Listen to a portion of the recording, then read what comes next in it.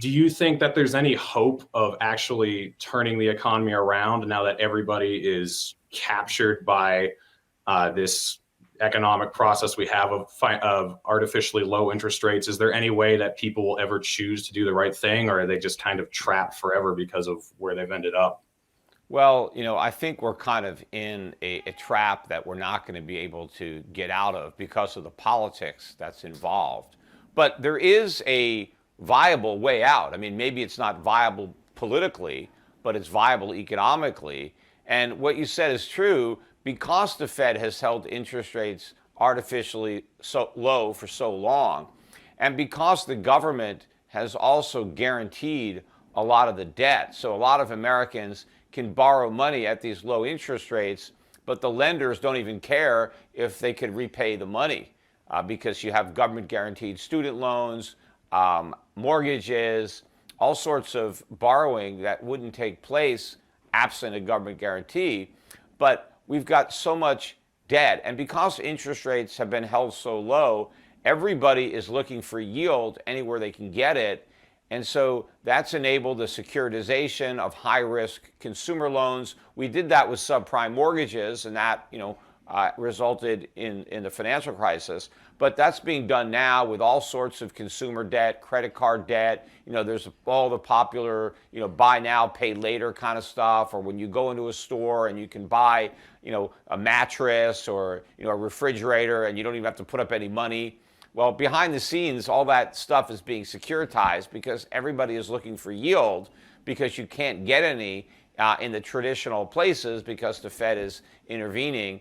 And so because credit has been so cheap and so plentiful, everybody is loaded up on it. So Americans have so much debt, it's impossible to pay it back. American citizens, the American government, corporations. So the only way that the debt can be serviced is if interest rates are held artificially low. And at this point, rates have to be at zero. It's even if they go to 1%, we can't afford it. So rates are locked at a rock bottom level.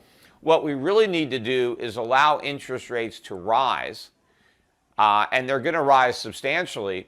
And when that happens, the debt would be defaulted on. And we can't move forward dragging all this debt. So the debt has to be defaulted.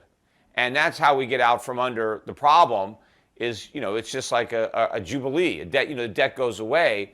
But that's not, a panacea because for every debtor, there's a creditor.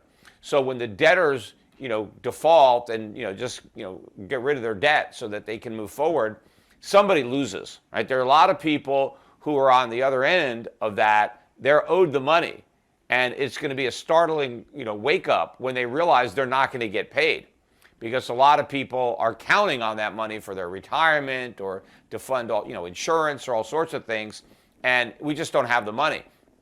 But what I ultimately think is going to happen politically, because we don't have the guts to actually do that, is we're just going to keep printing money, and eventually the bottom's going to drop out of the dollar. The world's going to abandon it as the reserve currency, and it's just going to go into free fall, and debt's going to be wiped out through inflation. So the debt's going to get wiped out one way or another, either because it's defaulted because rates go up, or it's inflated away because rates never go up. But the result is the same for the creditors, the lenders. They get wiped out. Yes, they get their money back, but they can't buy anything with it or very little with it. So they get wiped out through inflation as opposed to default. The irony is, by choosing inflation, they'll actually end up suffering more. I think the real losses due to inflation will actually exceed what the losses might have been due to default, because it wouldn't have been 100% default. It's not like the creditors would lose everything. Not everybody would be able to default, and some people would still have to pay something. So I think in real terms, a restructuring of the debt due to allowing interest rates to rise is actually better for the lenders than hyperinflation that wipes them out completely. So Jerome Powell gave his speech yesterday at the Jackson Hole Symposium, and it was supposed to be about a supposed taper that we were going to have. But he said that the interest rates are going to remain at zero for the foreseeable future. And he didn't really make any indication that they're going to actually tackle inflation or, try to tighten anything. So how much longer do you think they can get by with this, with just bullshitting the American people? Yeah, I addressed the speech yesterday in great detail on my podcast last night. So Yep. anybody can watch it at my YouTube channel or listen on Schiff Radio.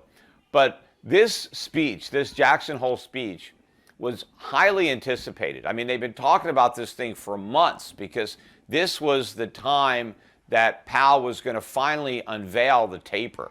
I mean, actually, say when it's going to start and describe how it's going to work. The process, how long it's going to take, how quickly, we're going to end QE, and what the increments will be for the taper. And in fact, the dollar had been rallying, gold stocks had been getting crushed because of, all this taper talk, because this was supposedly this tightening cycle. And I've been pointing out that tapering isn't even tightening. They're still doing QE. It's still easy money.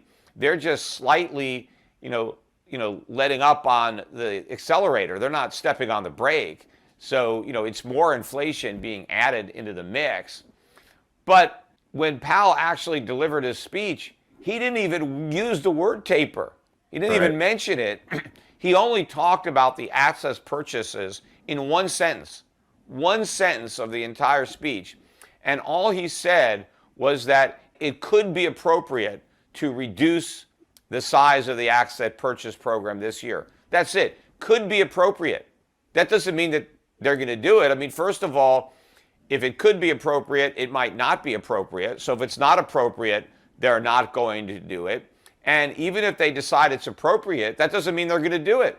They can say, it's appropriate, but we're going to wait. I mean, saying it could be appropriate means absolutely nothing. So this entire speech was this gigantic nothing burger. It didn't deliver on any of the hype. And, gold did rally on it, about $25. Gold stocks were up. The dollar was down, but not nearly as much as it should, because these moves didn't come close to unwinding the moves that were made on anticipation of the type of hawkish speech that he failed to deliver. He couldn't have been more dovish. And yes, the rate hikes are never going to come because the Fed is going out of its way. Everybody on the Fed is going out of its way to say, hey, just because we're tapering, don't worry, we're not going to hike rates. They're totally different. And in fact, we're not even going to think about hiking rates until we finish tapering down to zero, which they're never going to do.